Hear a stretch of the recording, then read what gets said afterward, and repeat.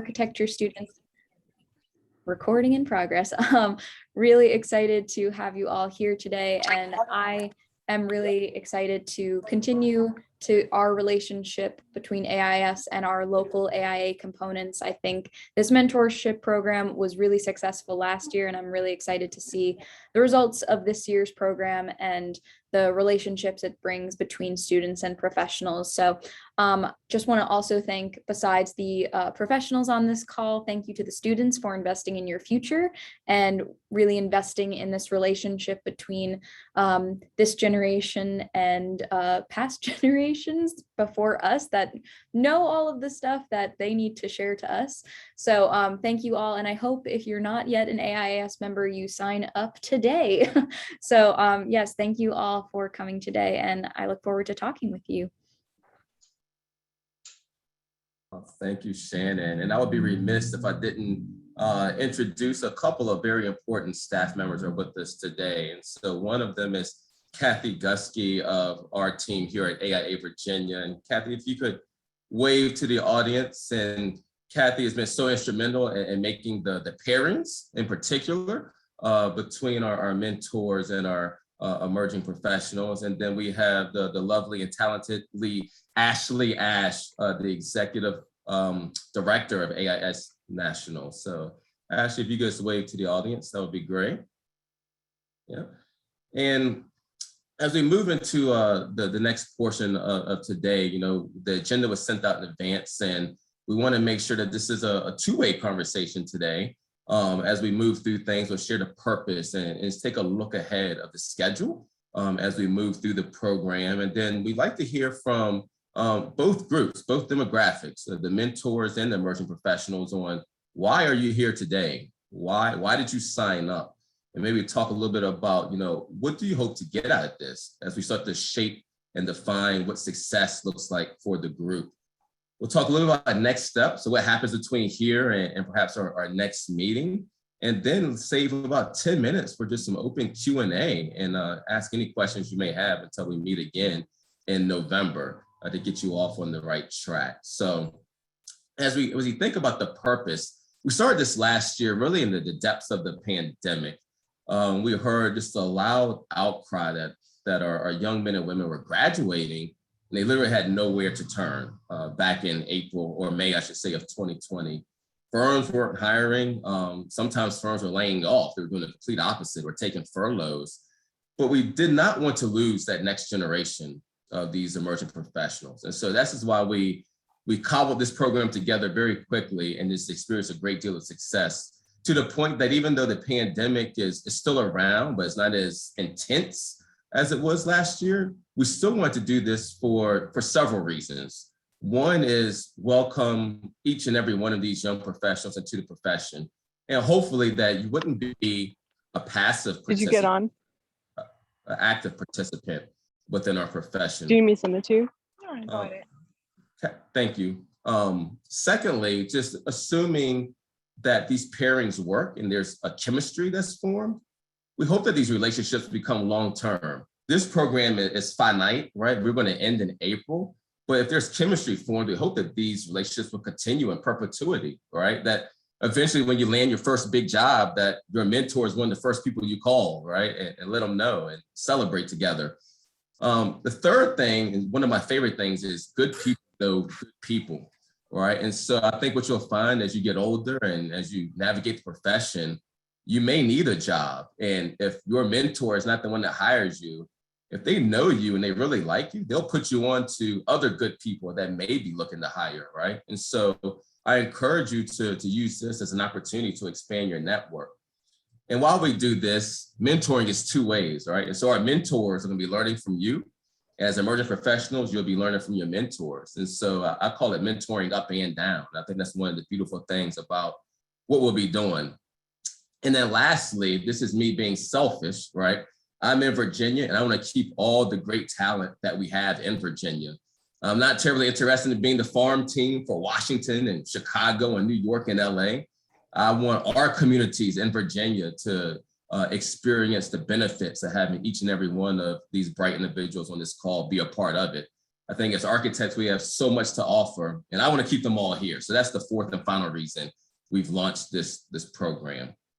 From a schedule standpoint, I'll go over it really quickly. More detail is in the attachments that I've sent over, but we'll have a series of structured sessions that will be monthly between now and April, with the exception of December. We'll have December off. That's usually exam time and Christmas time, so we won't be doing much then. But starting in November, we'll have, again, monthly sessions. And in November, we'll have what's called a role reversal. We'll be seeking a couple of practitioners to show their work and have it critiqued by the emerging professionals, right? So it's like in college, we're going to reverse the roles. As we move into January, we'll be looking at the path to licensure and what that means, right, from the perspective of education, experience, and examination. And so we'll be looking to bring in some leaders from NCAR, who oversees that process, and our state licensing board for a panel discussion and to answer any questions you might have as you start to embark on that journey. As we move into February, we'll have a session on making the most out of your opportunity, right? If you know anything about the job search process, it's really hard to even get an interview and sometimes. And so when you get that opportunity, we want to make sure you're prepared to make the best of it, right? So how do you get your resume tight? How do you get your portfolio tight? What's the things to do in the interview? The do's and don'ts. How do you dress? How should you approach certain questions, right? So it's making sure that when you have that opportunity, you can perform at your highest level. So we'll have a session on that. When we move into March, we'll look at life in a small, mid-sized, and large firm, and be able to bring in some professionals to share their experience in each of those firm sizes, just so you can start to think about what's your next step. Some of you have already graduated, some of you haven't, but the cultures are different, right? In different firms and different size firms. So give you a little bit of a sneak peek into that. And then April, we'll end with a session on alternative careers. I think that's one of the beautiful things about architecture. The way you practice looks different. You could be in a firm. You could be a city manager, right? You could do whatever you want with the skill sets you're taught as an architect. And so bringing some folks that have different backgrounds just to kind of shed some light on what else you can do with your career. And in April, we also hope to have an in-person celebration to celebrate each and every one of you for participating in the program and building new relationships. And so God willing that the pandemic continues to subside and folks continue to get vaccinated, we'll have that in-person gathering, that celebration. So with that, I'll pause for a second. I've done a lot of talking the last 8 minutes or so.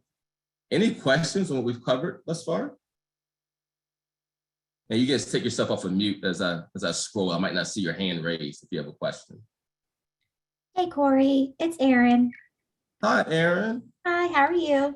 So good to hear from you and see you. I'm good. You too. I did have one quick question, and perhaps I'm just missing this. I think the schedule is great and super informative. Are there times set up for these, or is it all the same time at noon, or how are we handling the times?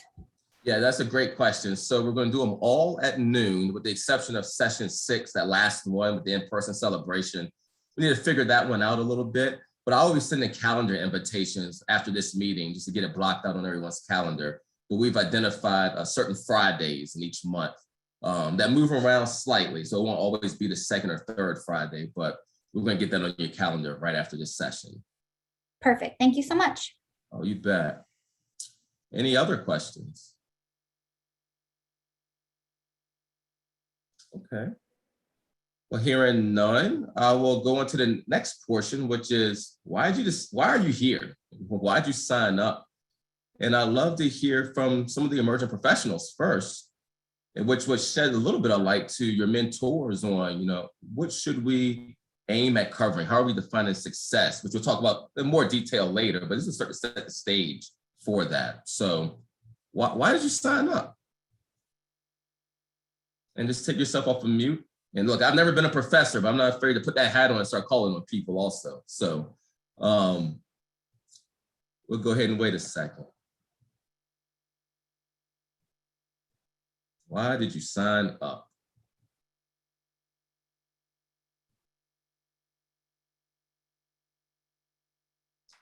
I'll start.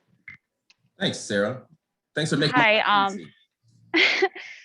So I ran track and field for the past 5 years at Virginia Tech. And I think that's something that I really valued about that was like having concrete ways to track your progress and like having a coach there to tell me how to be better. So this is kind of like my academic form of that is like making sure that I'm getting better and I'm on my way to where I want to be and having someone to kind of help guide me through that and tell me about their experience and what I can do better than maybe they did to make sure that I get where I want to go. Thank you for sharing. I can tell you as a student athlete, you'll have a lot to offer whoever you're paired with as well. They'll learn a lot from you. It's a very challenging thing to do as an architect, to be a student athlete. So hats off to you. Congratulations. Thank you. Yeah. Daniel, go ahead. Yes, what I want to share is why I sign off, and I am thinking about that there is two pillars that where all the architects that are here has in common. One is the passion. We have a special passion about what we do, and we are sharing that passion with our clients all the time.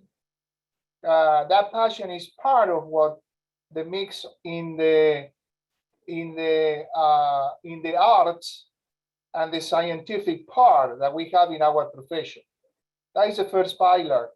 And the second one is, to me, is to give back, to giving back what we receive from our mentor, from our past professionals in this career that is so beautiful. That is what the reason that moved me to sign off on this. Thank you, Dan. I'm so glad you did. We will definitely use you. Thank you so much. Who else would like to share? I'll share. Howdy everyone, I'm Trevor. So I came involved in this because I'm in the process of figuring out where I want to go in the career. I'm currently studying on the East Coast for an exchange program with Virginia Tech for this year. And this seemed like a great opportunity to figure out what the East Coast has to offer and what kind of sectors that are available in the DC area. And I met Corey and Shannon over the summer at the conference, and they helped me inspired by what this program is going to be. And so while I'm here, I'm trying to capitalize on opportunities like this. That's great, Trevor. Thank you for sharing. It's good to see you again. It's been since Miami, so welcome back. Can I share? Yes, sir. Yep. Yeah. So why I signed up is generally we read a lot of biographies of architects and try to see how have they gone through it, and we try to think of our career going that way. But we are in a very unusual time. Technology is changing, everything is changing. So it would be great to have as like a helping hand to, or rather a guiding factor to help us navigate through these changes, because there is no precedence to how the profession society will be in the future. So a mentorship, this kind of a program brings light to that event, and at a very wonderful timing. That's why I signed up for it. That's great. And hopefully you'll be able to see some of those changes in real time. If we can work it out to where you can visit your mentor in person, if that works, or if folks are comfortable with that, you can see some of these things in real time. Who else?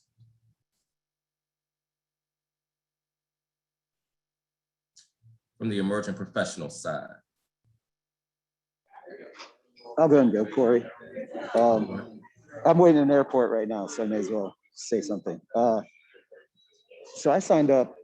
I'm a professor and kind of had an architectural practice for the past 15 years.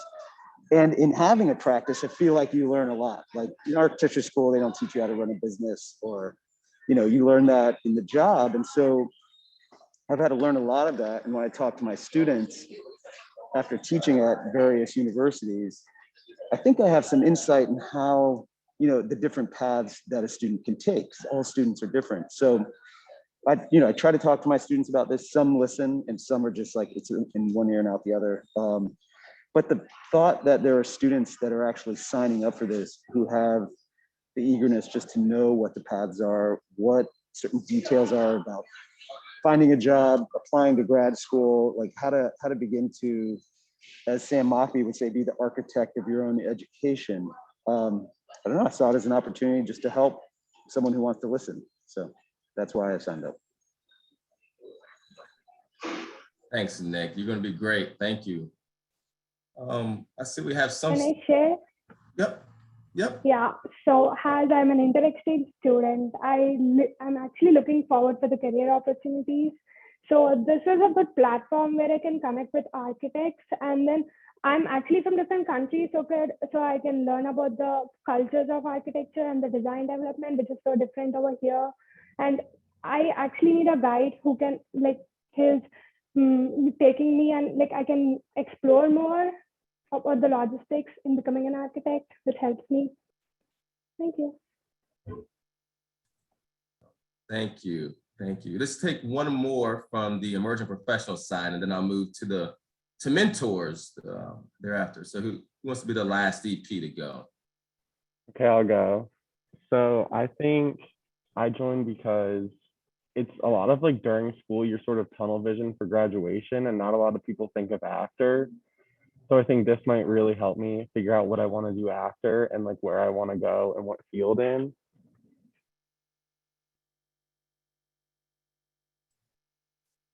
Kenneth, I say you're in the right spot. So thank you for doing it. You're in the right spot. I'm going to shift gears and go to the mentors. All right, you're very busy professionals, and you could be doing 100 other things. Why this? Why are you here? There he is, my man Ken. You know what to do. Oh, Corey. It's the most fun you could have in any week. That's actually the simple reason. It's just a joy to get to know other people.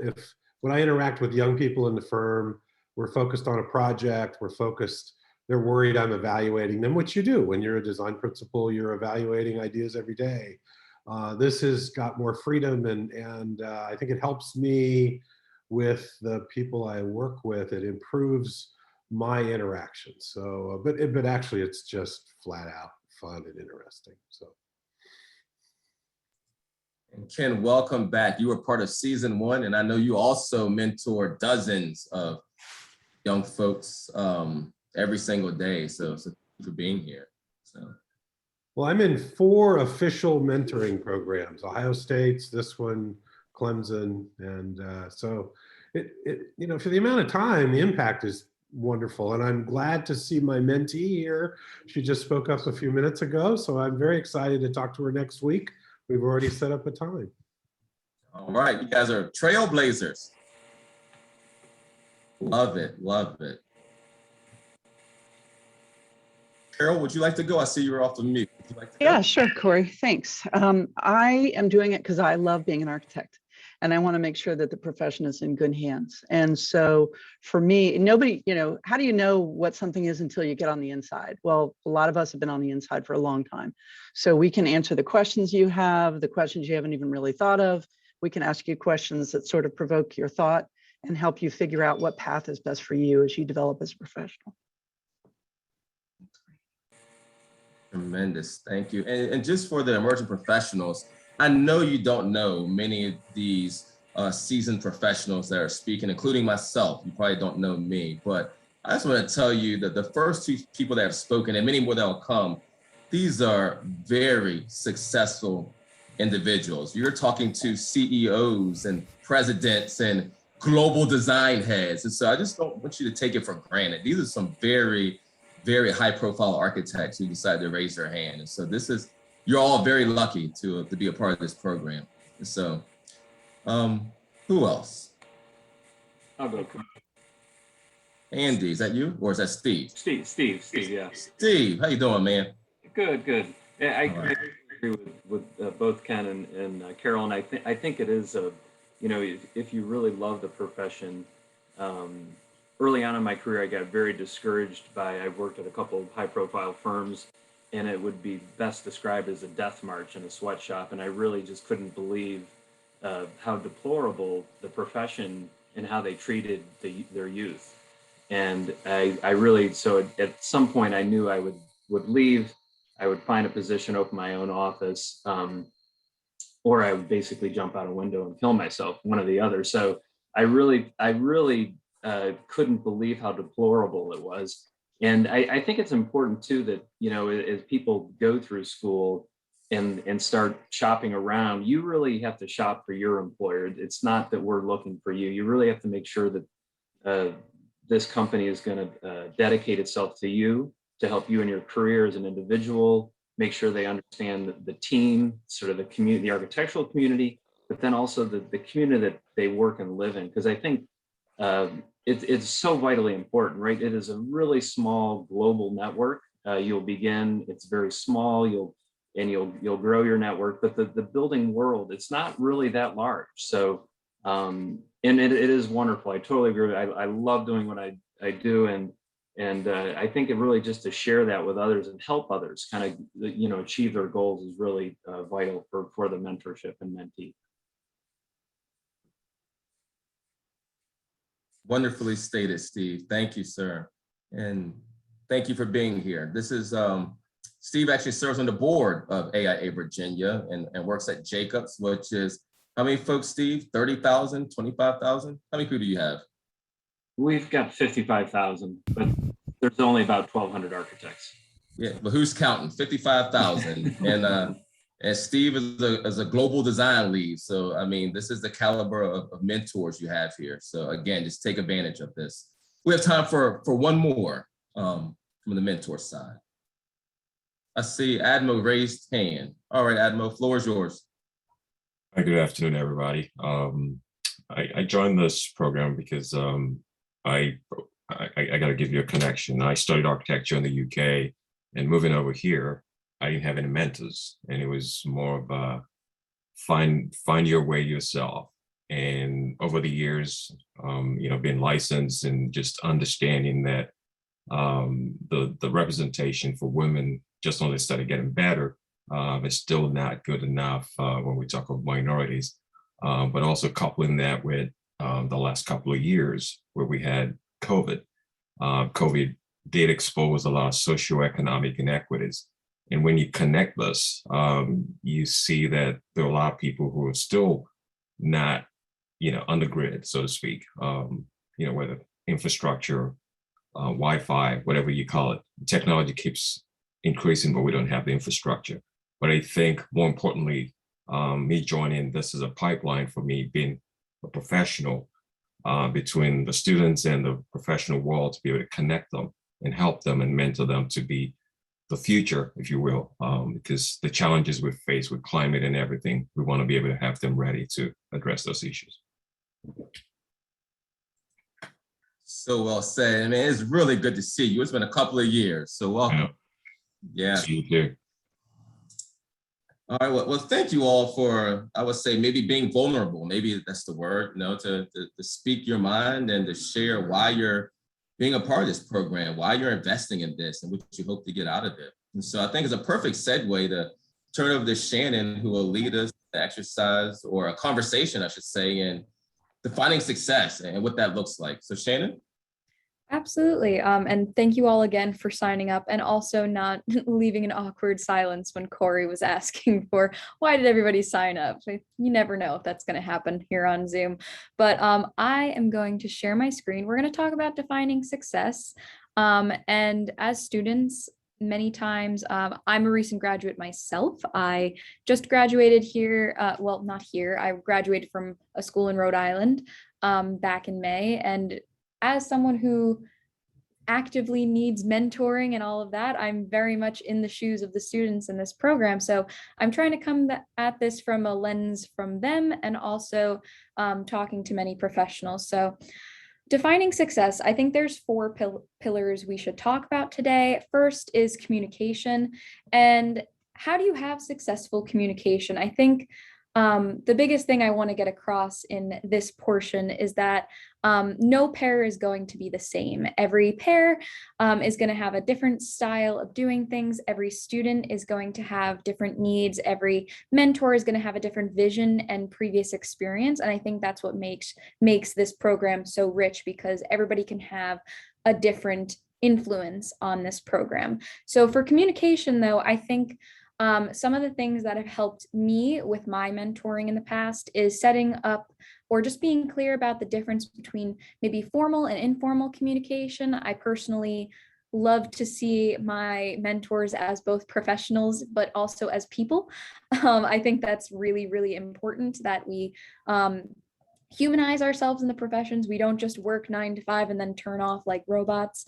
And then I think also coming up with a schedule outside of group meetings. We'll have these, as Corey said in the beginning, about once a month, and maybe just don't always talk about architecture at those meetings. I think one of the things I've wanted to ask is like, how do you balance professional life and like outside professional life? How do you balance maybe having a family? How do you balance having other passions and hobbies with all of that? So I think communication is just super important. And moving on from that, I think the first thing that you and your mentee or mentor should do is setting goals. What do you want to get out of this? Specifically talking to the emerging professionals here, the students.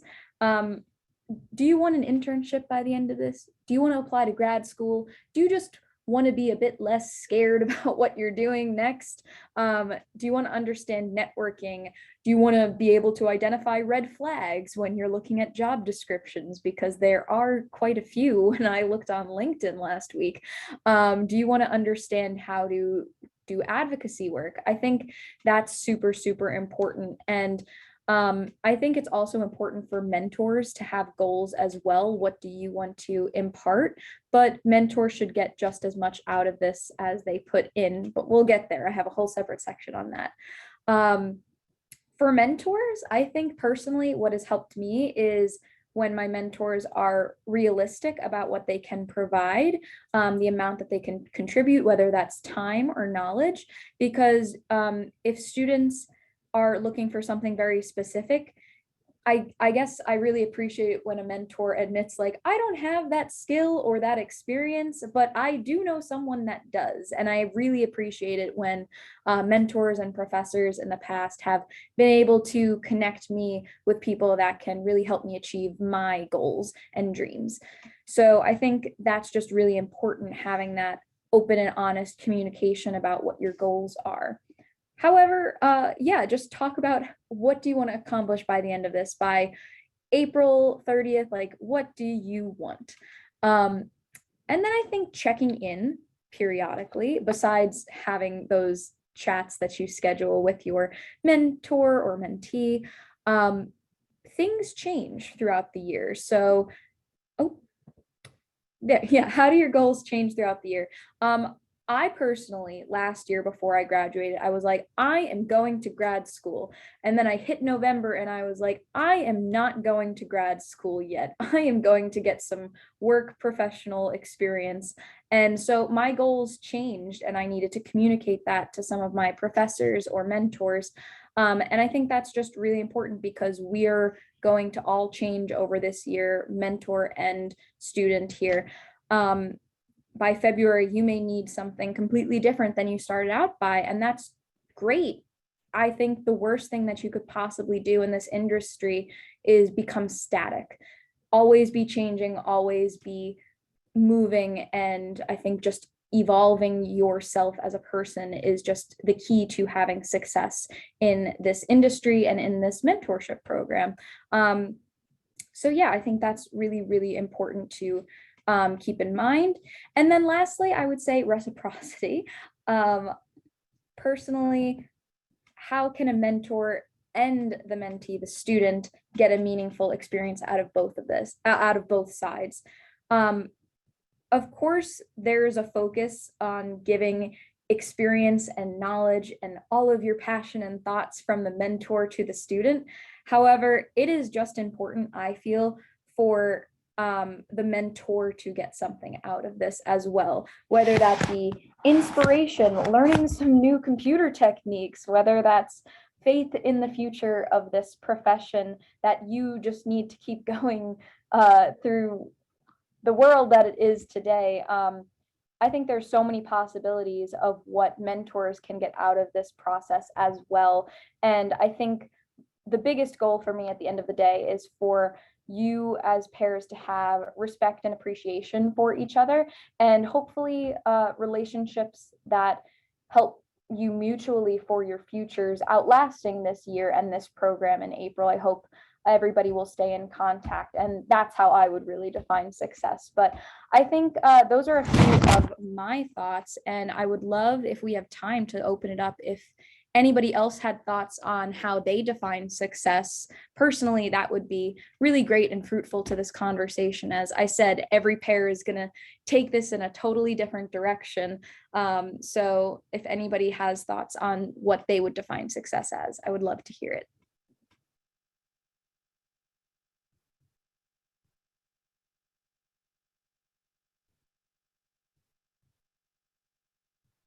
See, this is that awkward silence I was talking about. I do see a Liz with your hand up. I just want to be clear that success is not about getting a big name job.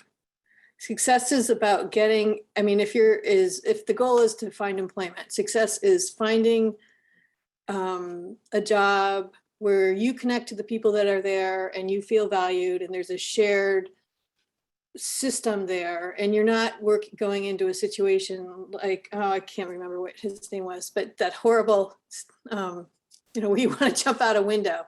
It's illegal right now to not pay interns. So anyone who offers you a job at pay that you can't afford to live, that's just, it's against the AIA rules. So one, that's important. And also success is finding a place.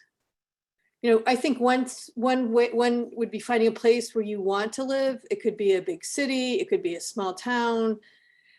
Some of the bigger name firms don't necessarily give you as much responsibility. I went to a smaller firm and was able to quickly take on a lot of responsibility and become a project architect within a year after graduation. And so, but I wish I'd had a mentor, which I didn't have, to keep me on track of the different areas, because when you're first starting off, you don't really know where you're going, and it's nice to have a breadth of experience. And so I just encourage, and I just want to echo that you're an active player in this. When you go to, to be hired or to go to graduate school, it's about the fit. A big name program isn't necessarily the best place for you. It might be overwhelming. It might be mean, not supportive. So just think, it's about fit and life and balance, because this is the one life we have right now. It's precious and you should be enjoying it. And I'm excited to see all these young faces. Yes, absolutely. Definitely there for fit. Joseph. Yeah, sure. Thanks, Shannon. So I really like the comments from Steve and Carol and Ken and others, but I wanted to speak for a second about Admo's comments, because I'm with AI Northern Virginia. I was chapter president last year and still on the board right now. And certainly one of the things we dealt with last year specifically was looking at who we are as a profession, trying to understand obstacles to becoming the profession that we want to be. There's some national surveys, AIA, NCARB, another one that name escapes me now, but anyway, there's a couple of big national surveys that have been done over the past few years that have identified the profession 3 years in does not look like the students that graduated 3 years before. So something is happening between the time that people are in school to when they start to really become emerging professionals and get deeper into the profession. And I'm in a leadership position with AIA, also my own firm, and I want to understand that better, because if there's something that we're doing wrong, not doing, we need to get better about that, because we're all problem solvers by nature, right? So this should be a problem that we can solve. And I think one great way to learn about that is not just reading a study, but talking to the people that are in it.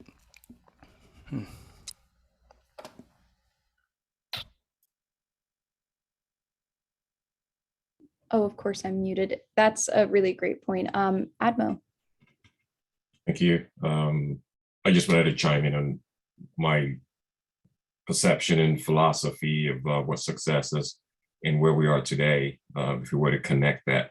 And I think it's imperative for us to know that perception is reality. And you can never change reality until you start to address perception. We have a lot of changes coming along. You know, we live in a dynamic environment now, dynamic world. And the only way to engage people is to understand and meet them where they are. And if you want to be successful, you have to invest in the future. You have to invest in people who are smarter than you and allow them to be engaged and use them to be able to transition yourself from where we are now into the future. And that's how we define success, by just engaging and investing in those who are smarter than us, the next generation. Absolutely. It's not always about how, but who and who you're investing in. If we have time, Corey, I'll call on Amaya, but and then we'll pass it back to Corey about next steps and where this program's going. Okay, can I share? Yep. So for me, success would be, I'm entering the profession with a lot of passion and enthusiasm. When I retire, hopefully when I will have the ability to retire, is to still exit it with the same passion and enthusiasm. That's my definition of success for now.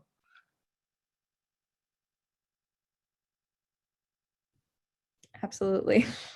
Keeping that passion up definitely can be a challenge these days, but I think we all can get there if we find the right area that we should fit in. Alrighty, Corey, passing it back to you to talk about what our next steps are. Thanks, Shannon. And before we do that, will your presentation be made available? As like was such a perfect segue to what the next steps are, right, between now and November. Could we share your presentation? Absolutely. On the screen right now, is that what you mean? Oh no, I mean like for. Oh yes, I can absolutely do that. And this is also being recorded, so everybody who emailed Kathy saying, "Can I have this recording, please?" They will be able to access that as well. Yes, thank you for facilitating that important conversation. It was very intriguing because it had me thinking from my perspective what the success looked like. And I realized for many on this line, this success will be defined in this season between now and April, right? It will fulfill that one thing that you needed in your life for the next 6 months, and that's okay. But also hope, you know, as I think broader about it, that there'll be just a handful of couples where this season will extend for years to come and you'll grow together. I really hope to see that. And it might be only just a few, right? But even if that's the case, to me, it would say this program was wildly successful, that somehow this season extends beyond April. But thank you, Shannon, again. I was just kind of reflecting out loud just then based off of your presentation and conversation. So in terms of next steps, Kathy, I'm gonna turn it over to you, just kind of share where we are on the pairings and what's left to do. Great, thanks, Corey. Hi, everybody, I'm Kathy Gusky. I'm at AIA Virginia. This has been a wonderful experience again this year. We got 115 responses to our inquiries for both mentors and mentees. So about half the people you see on here today. So that's really great. As of this morning, I have paired off everyone and sent an introductory email. If for some reason you didn't see anything from me, see gusky@aiava.org. Shoot me an email, put something in the chat so I can see it. We just want to say that this is not a science, it's an art. So if you get into your relationship building and it's not a good fit, that is fine, either on the mentor or the mentee side. Again, all you need to do is reach out and we will try it again. So we want this to be a successful experience for you. And I just wanted to share where you can find these recordings. So if you missed something or you want some notes, go to aiava.org. Under Education, University, we have a mentorship page, which is where the links were to sign up. So if any of your colleagues or your fellow students still want to sign up, we take them all throughout the program. There's no cutoff date. And then I'll start the 2021 check-in meeting notes and the recordings of these sessions on this page. So aiava.org/mentoring. So I just wanted to share that resource with you. And again, please reach out if you need anything during this program time. Thanks, Corey. Thank you, Kathy. And I know it's such a substantial amount of work to get those pairings done. So thank you for doing that and for making that resource page on our website. Speaking of additional resources, there is a document that was sent out with the agenda, which has a list of resources ranging from websites to NCARB to websites for resume writing, you name it, it's there. If you know of other resources that you think the group should be sharing with one another, let me know and I'll add it to that document. Let's consider that document a living document, which is something to get you started. And again, there was a resource page document that was sent and accompanied your agenda. In terms of, what do you do between now and November the 12th, which is our next session? I think Shannon did a fantastic job outlining how you should maybe think about stepping forward. We hope that in between our formal sessions like this, that you'll find time organically to connect with your partner. I think most importantly, take this time to get to know each other, almost treat it like a first date, second date, whatever it is. But just start to get to know each other, learn each other's goals. As Shannon has said, it'll be different from both perspectives, but there will probably be some commonalities as well. And establish your expectations, all right? I remember from last year, I would get calls from some mentors a little frustrated that their partner or their mentee didn't reach out to them and schedule anything. But establish those expectations up front, because maybe the mentee was thinking the mentor was going to reach out to them. And so, have those open and honest conversations. And as we start to navigate through each of these structured sessions, let that be the framework that maybe guides your conversations between one-on-one, right? What did you take away from that experience? What can we do to build off of it? Perhaps you invite someone to a team meeting, right? If you're a mentor and you have a virtual team meeting, and it could be cool for your partner to come in and see how a firm operates, right? It could be virtually or in person.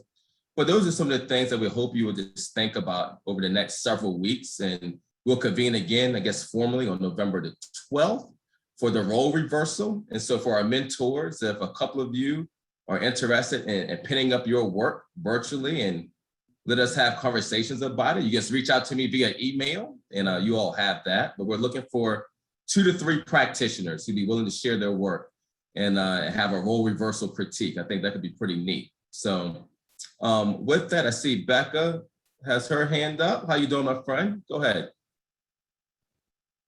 What up?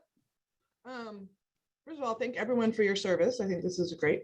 One thing that 2 suggestions. One is that Arch Exchange East, right, and is next week virtually, a lot of virtual sessions. And based on my partner, I'm going to call, because we should all be students and teachers our entire lives. Anyway, my partner, I suggested, based on their survey responses, I suggested one of the sessions, and then the session that I suggested happened to be free, but suggested or said something about like donating to the Hampton University, raising funds, something or other. I can't think. Anyway, so what I did is I offered to donate to this place and register them for the virtual event, and they took me up on my offer, and so that was really good. So that might be something that others could do for their partners. And then the other thing, I forgot the other thing, so it's okay. Thanks, everybody. Thank you, Corey. Oh, that was the thing. Thank you, Corey and Kathy, for your service. That was the thank you. Bless you, my sister. Thank you. And thanks for bringing up Architecture Exchange East, which is actually the week of November 1 through 5. And we'll take that Tuesday election day off. But Monday, Wednesday, and Thursday are all strictly virtual. Friday has an in-person component with Marlon Blackwell, who will be at the Virginia Museum of Fine Arts with us, and we'll do that in person with a virtual option. But all that to say is that if you are a student, the complete virtual side is free to you if you are a student. And so, Becca, thanks for that plug. I think it's a great opportunity. If you are a student in school, you can attend virtually for free. What else? I'm looking at the agenda. Looks like we're coming close to an end. Maybe any outstanding questions or? I will just offer to those who are eligible to go for free, do that as much as you can while you can. Because once you get the gift of licensure, and it's a gift, you get some bills and to support this chapter and others and all their good works, okay? Sage financial advice, sage financial advice. Well, I'm gonna open the floor for any Q&A that you have. We have 10 or 12 minutes left. Any questions or comments? Thanks, Becca. Corey, this is Bob Lynch. Hi, Bob. Good morning or afternoon. I had a very nice conversation and introduction with my mentee, Yin Ling, this morning, and talked to him or her, I'm not sure of the sex because of the Asian name, but we had a great conversation and we were looking forward to being here present today. And I got enmeshed in something and lost in it and just realized I'm so late in joining, and I'll end my conversation here by just saying I'm very sorry. I know I missed something very good. Well, no worries. This will be recorded as well. And so, good. Yep, you'll have access to that. And also know that recording will take another hour of your life. And so we will also send out notes, right, for the Reader's Digest version and reconnect in about a month or so. So Bob, thank you for volunteering. Any other questions or comments? Ms. Sloan, yes. I'm wondering, last year, did you do any sort of journaling or something where you could sort of maybe answer the 4 questions you had that you presented, Shannon? And maybe then you could revisit them at the end. It just might be really interesting. That's a really great idea. And it could be both mentee and mentor, that, when they go through how to communicate, setting goals, what they think, especially that shift if you're at that transition of job search versus graduate school, or, just, anything. I think it might be interesting to sort of document it and something to share with in the years to come. You'd have some like little tangible stuff you could go back to. Yeah, I think that's a great point. And I think also advice I got the other day, just a little tangent for a second, is that non in the office experience should also be documented for your portfolio, including being a part of organizations and programs. And so I think journaling and documenting your experience on both sides is super, super important. So that's a great idea. And Kathy, I will send over those slides to you along with some of the notes that I shared during this session.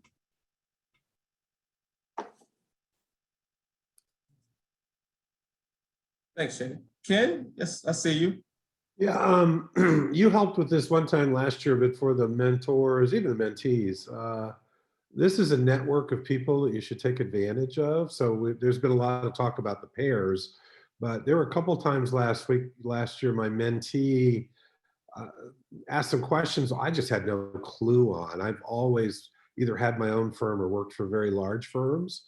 And so I linked him to a couple people on the game board here, and they had conversations. And I just had one with somebody else who's another mentee who wanted to be a sports architect, and I happened to have done a lot of sports, and somebody knew that had called me. So I would just encourage that you look beyond the pair and take advantage of this group. And I'm always assuming that, Corey, you know all of us well enough that if I have a question on something, I just email you. So, but anyway, I just want to encourage people to do that because it only grows the relationships.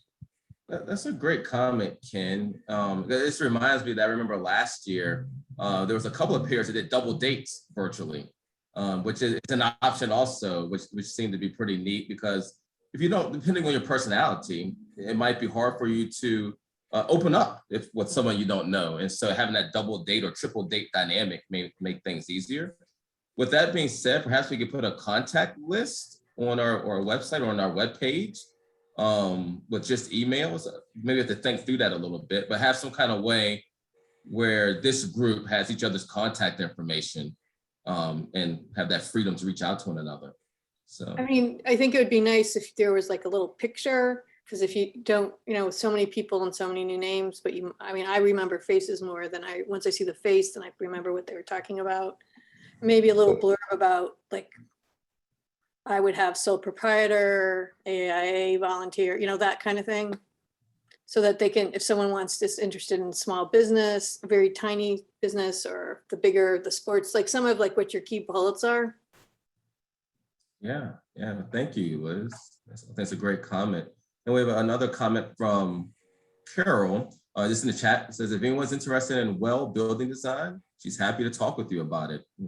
I know Carol's gonna be an amazing mentor. So if you're not assigned to her, I would take her up on that offer if you are interested in well building design. So. Corey, Steve here. Could I add one more thing? I just wanted to pile on to Ken's comment, because I really think being part of the AIA can dramatically change the course of your life. At least it did for me, meeting Debbie Burns, meeting you, Corey, and Kathy. I mean, the network is phenomenal. And I think Ken is right. Don't sort of leave it just to the, your immediate mentor or mentee.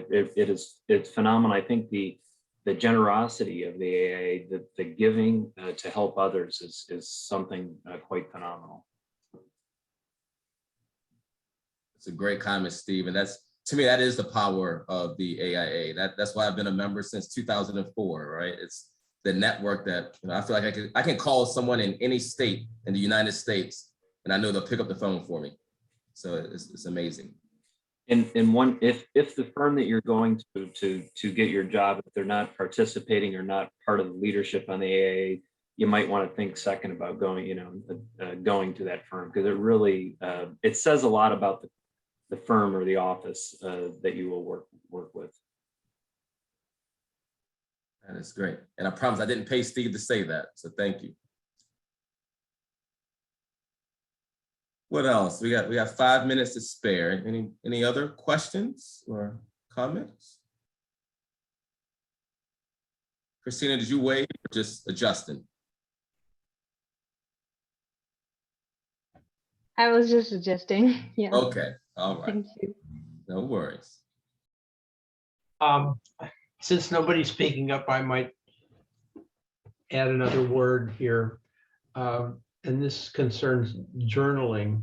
When I started working for a firm back in 1968, I had to keep a timesheet, and I'm sure all of us keep timesheets for our work in the office. If we work on multiple projects and items, you have to keep track of it and submit your timesheet at the end of a pay period.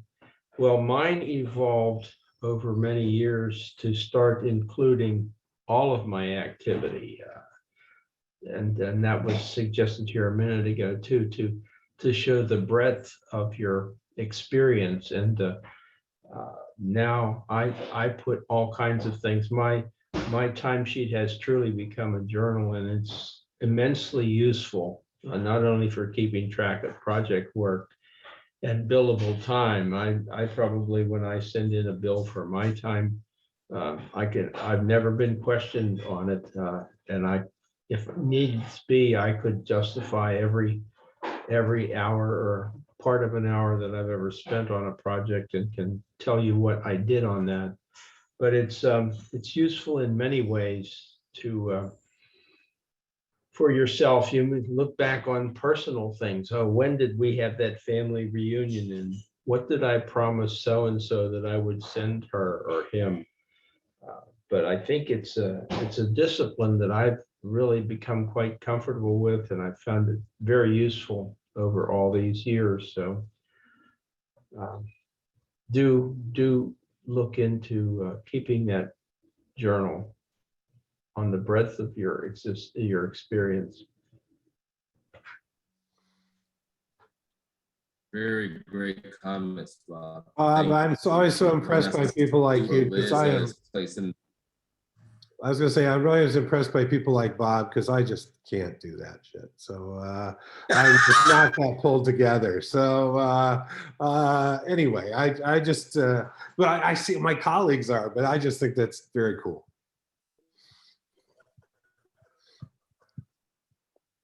Sorry, Corey. You're a good guy. Thank you, Ken, for being so humble. That's a characteristic we should all have. What else for the good of the order?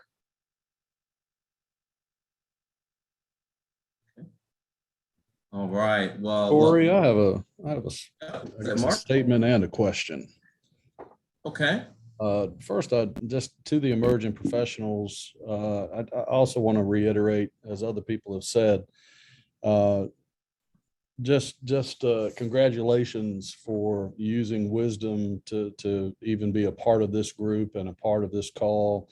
I think you're going to find that you're going to have success beyond even some of your peers, just by building relationships that are going to help you long term. So, and to that statement, just know that you get in what you put in, you get out what you put in. And then secondly, in terms of a question, we've been actually looking for staff through the entire pandemic. And I've had some difficulty in connecting with young people that are coming out of school. I see some other people nodding their heads. I've tried Indeed and ZipRecruiter. I think I put a listing on the local AIA website. So I'm curious, as a question to the emerging professionals, what are the outlets or what are the resources that you're using online to search for jobs? Because I just hired a student, actually not a student, a graduate with a double major in the last 2 weeks that just kind of cold called me. And I was like, oh, I can't believe you sent me your resume. We've been looking for 18 months and couldn't find anybody. So that's my ultimate question. And we're still looking for people. So what are the students using to search for jobs?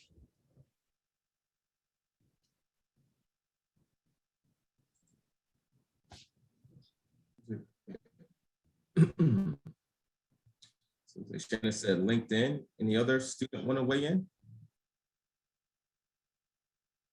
LinkedIn and Handshake. I see Andrew. Andrew, is you waving? Okay. Yeah, I'm not a student, but a principal at Via Design in Norfolk. We had a pretty amazing run with some interns and some full-time hires by participating in virtual career fairs last year. Hampton University, Virginia Tech. Yeah, go ahead. So sorry. I just thought this would be a great plug. My executive director, Ashley, is laughing at me right now. The AIS National Office, as a part of our National Forum Conference in January, will be hosting a career fair for firms interested. And it's an education and career expo. And so we're looking for firms that are interested in participating to have access to our members from all around the world and country. So, but also students from Virginia. So, Corey, to keep them in. Yeah, I think that would be great. If anybody's interested, you are more than welcome to reach out to us. So sorry, continue, please.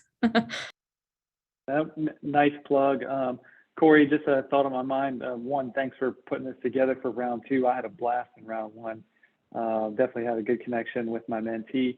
I would definitely encourage continuation of virtual career fairs. I'm a big proponent of being in person, but for a small firm like ours, we don't have 1,200 architects. We don't even have 12. Being able to be mobile virtually was actually a huge blessing for us in terms of recruiting folks just come out of school last year. And then lastly, I'll close with just saying, or maybe asking a question, Corey, are we allowed to have fun with this process, or should it just be kind of a stale thing? You asked me if you're allowed to have fun? Nobody mentioned having fun in this whole conversation, man. So let's have a good time. Oh man, we can make it to April. I hope we can have a blast with our in-person celebration as well. But of course. And as I look at the clock, we're about 3 minutes past, and you all have been so gracious with your time. So I just want to say thank you for making this season a success. I encourage you to find some time to at least get together and introduce yourselves with your partner if you haven't done that yet. And I'll be sending out calendar invitations for the rest of the session. So there's 5 more after this one. We'll formally get together. And have a great weekend and look forward to seeing you in November, if not before. So thank you. Thank you so much. Everyone. Thank you. Thank you. Have a good weekend.